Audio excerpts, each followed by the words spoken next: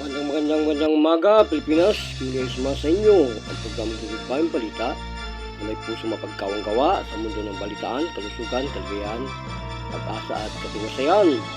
Tungayan po natin ang mga nasagap po natin sa mga lansangan ng mga balita at tawag natin kay Mr. Banaba George ng Makati City at siya po'y nananawagan sa atin about yung kanyang parang tubig daw po na bukol. Okay lang po yan at kung talaga po yun ay present na at yan po ay hindi pa mass, wala pang physical mass na tinatawag na talagang tumor na tumitigas na, swelling na, yan po kaya pang tunawin ng miracle oil po natin o herbal natin.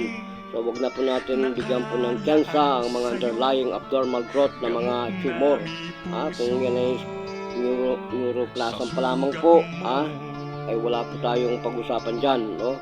Kapag ang tumor po ay matindi pag tumama po yan, dapat mati-check po natin earlier yung kung kailang huli na ay tayo po ay magkakahog sa gamutan. So may mga ilang pong tumor na sinasabi na talagang targeting kagad natin yung upper cells, yung mother cells para patay na tunawin yan, ano po?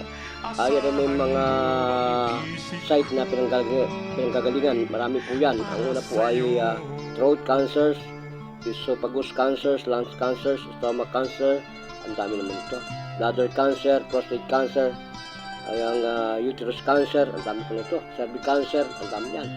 So skin cancer, lahat po ay pupuntahan natin. Bowel stomach cancer, naku na pa rin. Testicular cancers, lahat po yan. At kahit po kay manoy natin, atin pong reproductive kay manoy, mayroon din yan. Kaya po iiwasan natin po sa thyroid, mayroon po yan. Fibrosis, lymphoma, lymph nodes, kailangan po early detection. Wala po mag-indicate ng present ng mga mass solid po yan at swelling na. At tayo po ay mahuhuli po sa labanan.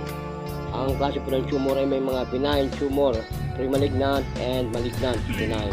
So huwag na po natin pumunta dyan sa mga ganyan. At ang kailangan po natin ay devastated agad, gamutin para po wala po tayong problema.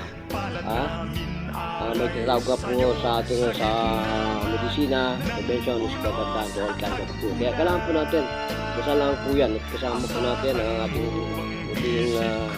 pagka-witness niyan. Yan pong herbal po ng talitalinum at saka yan pong taba-taba. Isa lang po yan.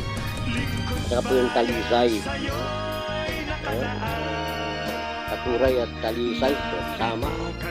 Hindi po nyo alam mong dalawang yan. Napakapisa po niya magtanggal ng puso. Kung mga talagang injury na sa headache, lahat po ng mga aches, stomach ache, toothache, lahat po ng ache, stomach ache, lahat po yan ay ginagabot po ng talitalinum at ng ating pong katuray. Ay lahat po ay paglilingkuran po natin, sabot po natin ng makakaya. Kaya po ang lahat ng may mga tumor na tumatawag sa atin, yan po sa Makati, kay Manong, ay wag na po kayo at mabahala. Nandiyan po ang oil po natin. Ay napakabisa at marami na po niyang patutuo sa ating pong larangan ng mediko. Ang mediko po natin ay unconventional medicine, at talagang pinapantayan lang po natin sa tuhod ang mga western theory. Kagibat po natin at niniwala naman po tayo sa kanila. Siyempre, first line of defense, kailangan hospital kagad, Kung wala na pong magawa ang hospital at early detection, kailangan po ito na. Kaya huwag po tayong mabahala at nandito po ang inyong abang lingkod na nagpupunyagi po at naglilingkod bayan. Okay, brownout po tayo. Brownout. Nako, ganito pala pag may brownout. Wala ng signal tayo. So, sa lahat po na may mga bukil-bukol, tandaan po natin, ang oil po natin, saka herbal po natin na talitalinum at taba-taba, talisay, katuray, ay napakagaling po yan sa lahat ng aches. Lahat po yan ay tinutunaw. Lahat po ng mga neuroplasm, lahat po yan ng mga process cells abnormal growth.